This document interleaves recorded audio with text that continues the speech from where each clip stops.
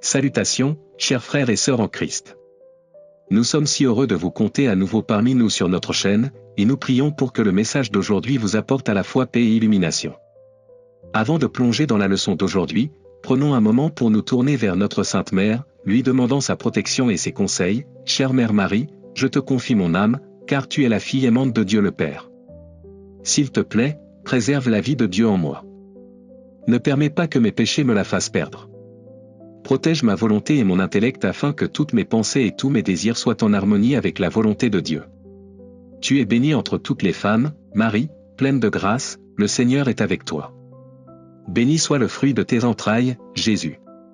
Prie pour nous, pécheurs, maintenant et à l'heure de notre mort, Sainte Marie, Mère de Dieu. Amen. Alors que nous parcourons ce monde rempli d'épreuves et de tribulations, nous nous rappelons constamment l'amour et l'espoir inébranlable de notre Mère. Au milieu des tempêtes qui ravagent notre planète, catastrophes naturelles, violences croissantes, maladies qui semblent frapper tant de personnes, la voix de notre Mère continue de résonner avec urgence et grâce. Pas plus tard qu'hier soir, un événement remarquable s'est déroulé sur le site sacré du Vatican, un événement qui a laissé tous ceux qui en ont été témoins dans l'admiration et la profonde réflexion. Vers 23 heures, alors que le calme tranquille de la soirée s'installait sur le Vatican, un vent puissant et inattendu s'est levé. Le silence a été brisé et l'air est devenu lourd d'un étrange sentiment d'anticipation. C'est à ce moment-là que la Sainte Vierge Marie est apparue, enveloppée d'une lumière brillante et céleste. Sa présence était impressionnante et les personnes présentes dans les environs sont restées figées, stupéfaites par l'ampleur de ce dont elles étaient témoins.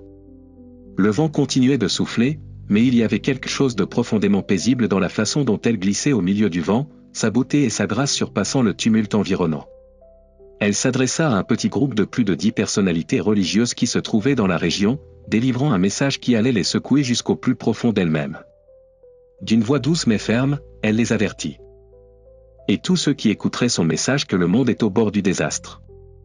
Non seulement des catastrophes naturelles telles que des tsunamis, des tempêtes dévastatrices et des tremblements de terre catastrophiques se profilent à l'horizon, mais il existe des préoccupations encore plus pressantes. Les communautés du monde entier sont aux prises avec des conflits, des maladies et l'effondrement du tissu même de la société. Le moment est venu d'agir. Ces paroles étaient claires et pressantes, quittez les villes qui sont en danger. Le temps est venu pour vous de fuir vers un lieu sûr, car les ténèbres de la catastrophe sont proches. La Sainte Vierge a parlé de la façon dont certaines villes et régions, en particulier celles proches des côtes, risquaient d'être englouties par les forces destructrices de la nature. Elle a exhorté les fidèles à se préparer et à chercher refuge dans le réconfort de la foi et de la prière, où la protection de Dieu pourrait être trouvée. Le groupe qui a assisté à cet événement n'a pu s'empêcher d'être rempli à la fois de crainte et de révérence. Ils ont ressenti le poids de son message et la certitude avec laquelle il a été délivré. Alors que la nuit revenait à son état paisible, l'air a changé et tout semblait à nouveau calme. Les étoiles brillaient dans le ciel et un vent léger faisait doucement bruisser les couloirs, mais l'impact de ce qui venait de se produire a laissé une marque indélébile sur tous ceux qui étaient impliqués. Cette apparition remarquable au Vatican est un appel que nous devons tous écouter. Dans un monde rempli de troubles, de conflits et de désordres, la Sainte Vierge Marie nous a donné un puissant avertissement, une chance de changer de cap avant qu'il ne soit trop tard.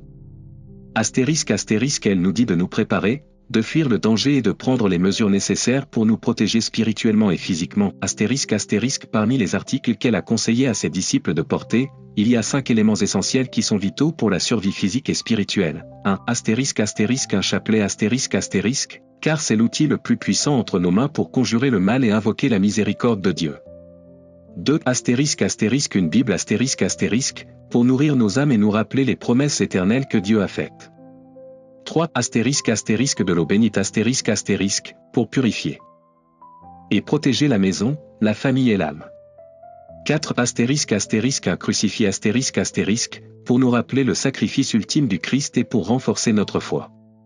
5. De la nourriture et de l'eau non périssable des fournitures pratiques pour assurer notre survie en temps de crise.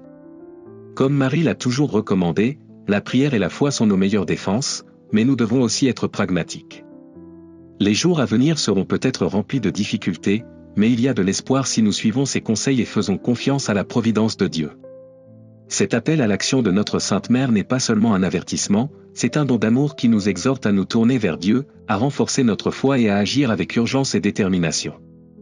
Les signes sont partout autour de nous, et il appartient à chacun d'entre nous d'écouter et de réagir. N'attendons pas que la catastrophe frappe, mais profitons plutôt de ce temps pour nous préparer, nous et nos familles, spirituellement et physiquement. Que la Sainte Vierge Marie continue d'intercéder pour nous, nous guidant à travers les défis à venir, et puissions-nous trouver du courage dans son amour divin.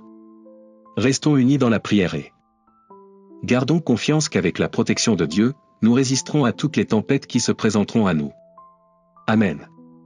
Un avertissement divin de Notre-Dame, la tempête qui approche et l'appel urgent à la préparation dans le calme de la nuit, alors que les vents commençaient à souffler, un événement incroyable s'est déroulé qui allait changer à jamais la vie de ceux qui en ont été témoins. Ce qui a commencé comme une légère brise s'est rapidement transformé en une puissante tempête. Les vents hurlaient, tourbillonnaient violemment, soulevant poussière et débris, faisant vaciller les lampes et osciller les branches des arbres avec un grincement inquiétant. L'atmosphère s'est chargée et au milieu de cette agitation, une silhouette est apparue, une forme lumineuse qui rayonnait d'une lueur surnaturelle. C'était la Sainte Vierge Marie, baignée d'une douce lumière céleste, debout calmement au milieu du chaos. Malgré la férocité du vent, elle est restée sereine, son expression pleine d'amour, de sagesse et de compassion alors qu'elle regardait ceux qui étaient rassemblés devant elle. Les prêtres, ainsi que toutes les personnes présentes, se sont agenouillés en signe de révérence, leur cœur bouleversé par sa présence divine. La tempête faisait rage autour d'elle, mais le temps semblait s'être arrêté pendant que Marie parlait.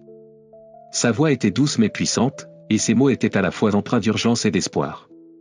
Dans son message, elle mettait en garde contre les dangers qui nous attendent, des événements dangereux, des catastrophes naturelles dévastatrices et des calamités qui pourraient causer d'indicibles souffrances à l'humanité.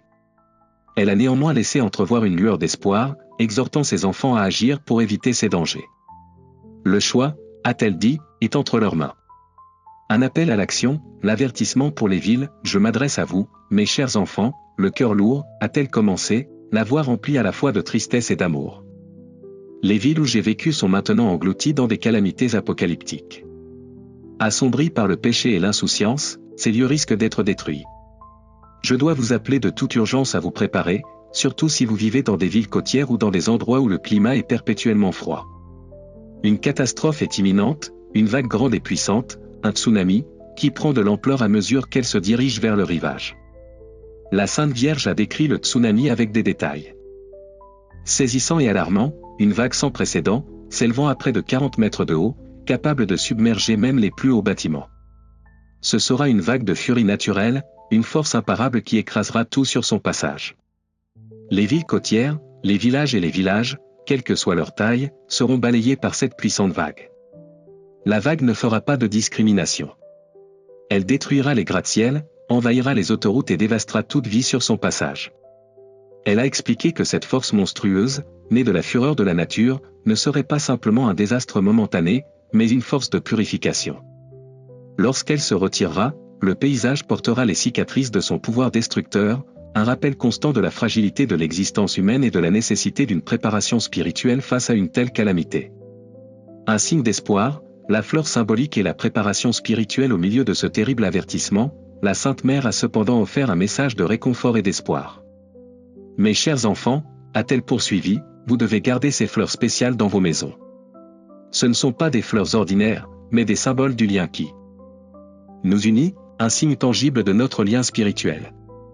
Lorsque vous regardez ces fleurs, rappelez-vous que vous n'êtes pas seul dans la tempête. Je suis avec vous et je prie pour vous. Ces fleurs, a-t-elle expliqué, serviraient de source de force et de protection pendant les épreuves à venir. Elles représentent plus que de la beauté, elles ont une signification spirituelle, un rappel que l'amour et l'attention de Dieu seront avec nous-mêmes à travers les tempêtes les plus dévastatrices. Elles sont un symbole d'espoir, une promesse que par la foi, nous endurerons. Le chemin à suivre, se tourner vers la foi et la prière à la fin du message, les vents se sont calmés et la figure de la Sainte Vierge Marie a lentement disparu, laissant les personnes présentes avec un profond sentiment d'urgence. La tempête était passée, mais les paroles de Marie restaient dans leur cœur, les exhortant à se préparer à ce qui allait arriver. Le monde est en effet au bord d'un grand bouleversement, et de nombreux signes indiquent la purification imminente de la terre. Pourtant, le message de la Sainte Mère est clair, l'espoir n'est pas perdu. En temps de catastrophe et de trouble, il est encore temps de se repentir, de prier et de se renouveler spirituellement. Nous devons nous tourner vers Dieu, renouveler notre foi et agir pour nous préparer à la foi spirituellement et physiquement. Que devons-nous faire? Prier. Notre-Dame nous exhorte à approfondir notre relation avec Dieu par la prière, en demandant sa protection et ses conseils. Se préparer, rassembler les 5 éléments essentiels, bougie, eau, nourriture, images saintes et écriture, en signe de foi et de préparation. Se repentir, rechercher la réconciliation par la confession et l'engagement de vivre selon la volonté de Dieu. Renforcer nos communautés, se réunir en groupe de prière, se soutenir les uns les autres et renforcer les liens d'amour au sein de nos communautés. Confiance, par-dessus tout, avoir confiance dans le plan de Dieu. Il est notre refuge et notre force, et dans sa miséricorde, il nous guidera même dans les moments les plus sombres. Face à la calamité, le message de la Sainte Mère est un message d'espoir. Tout comme elle s'est tenue aux côtés de ceux qui avaient le plus besoin d'elle dans la tempête, elle se tiendra à nos côtés maintenant. Écoutons. Son appel à nous préparer, à prier et à faire confiance à la providence de Dieu. Conclusion. En réfléchissant à ce message, rappelons-nous que nous ne sommes pas impuissants face au désastre. Par la prière, la foi et l'action, nous pouvons traverser ces temps turbulents. La Sainte Mère nous a donné son message, un don de grâce et un appel à l'éveil spirituel. Honorons son appel à nous préparer et à tourner nos cœurs vers Dieu. Merci de nous rejoindre dans ce voyage de foi. Que la paix du Christ soit toujours avec vous, et que la Sainte Vierge Marie vous guide et vous protège. Veuillez vous abonner, aimer et partager ce message avec d'autres afin qu'ensemble, nous puissions rester fermes dans la foi alors que nous faisons face aux défis à venir. Que Dieu vous bénisse. Amen. Un appel divin à la prière, au repentir et à la préparation. Le message de la Sainte Mère nous invite à réfléchir profondément sur l'importance de la prière, de la foi et de l'action, surtout en période d'incertitude.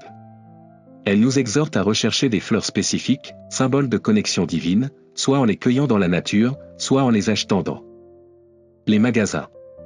Ces fleurs ne sont pas de simples symboles, mais des emblèmes sacrés qui nous aident à nous préparer spirituellement aux défis à venir. Une fois obtenues, elles doivent être apportées à l'Église pour une bénédiction, leur insufflant une signification divine et nous permettant de puiser dans les mystères profonds de notre foi catholique. Il est important de comprendre que ce rituel n'est pas une simple répétition de la tradition, mais une exploration des vérités spirituelles profondes qui sont au cœur de nos croyances. La prière et la foi ne sont pas que des rituels, ce sont des forces vivantes, capables de nous guider à travers les tempêtes de la vie.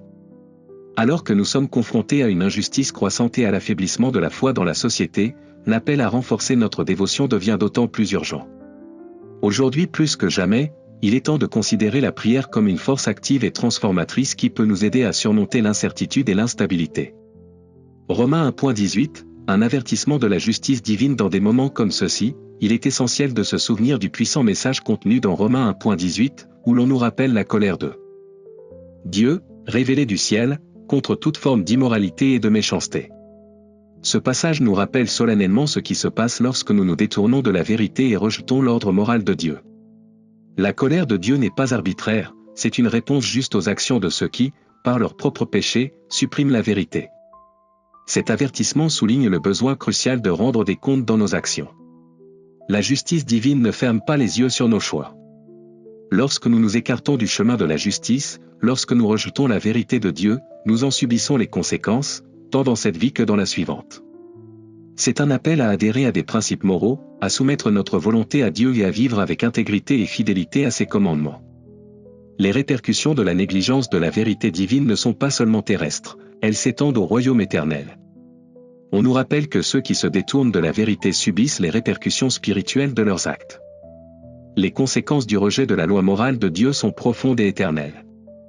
La colère de Dieu n'est pas le reflet de son désir de punir, mais de son profond engagement envers la droiture et la justice. Un appel à l'action, acceptez l'avertissement et repentez-vous. Unissons nos cœurs et nos voix alors que nous prions ensemble, reconnaissant notre besoin de la miséricorde et de la grâce de Dieu.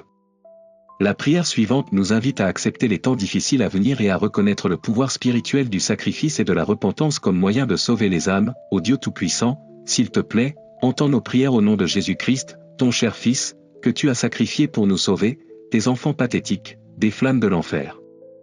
Nous te présentons nos petits sacrifices. Dans l'avertissement, nous acceptons les difficultés et les épreuves comme un moyen de sauver les âmes. Nous te supplions de pardonner aux pécheurs qui luttent pour revenir en arrière et accepter ta miséricorde afin de faire les sacrifices requis et de se détourner de leurs péchés. Amen. Dans les moments difficiles, nous devons nous rappeler que même le plus petit acte de sacrifice est une offrande puissante à Dieu. Lorsque nous sommes confrontés à des épreuves, ne nous dérobons pas à elles, mais saisissons-les comme des occasions de grandir dans la foi, l'humilité et l'amour. Réflexion finale, un appel à renforcer notre foi. En conclusion, réfléchissons à l'appel à prier, à nous préparer et à nous repentir.